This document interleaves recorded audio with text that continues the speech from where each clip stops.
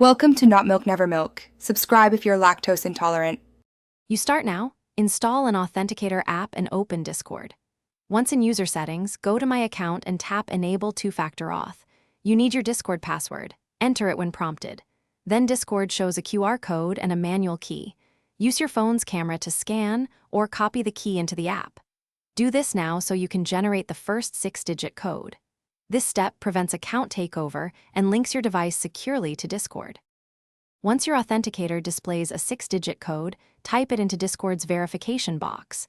Make sure you use the current code. They rotate every 30 seconds, so act quickly.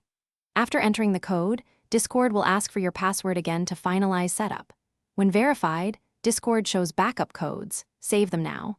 These codes let you regain access if your phone is lost. Make sure to copy or store them in a secure place that you can access later. You're nearly done. Save the backup codes and consider adding a second device or enabling multi-device in Authy for redundancy. Test by logging out and signing back in. Use the Authenticator code to confirm access. If something goes wrong, codes rejected or no code shown, make sure your phone's time is set to automatic. Sync time is crucial for top codes. If that fails, use a backup code to regain access, then reset 2FA with a fresh setup.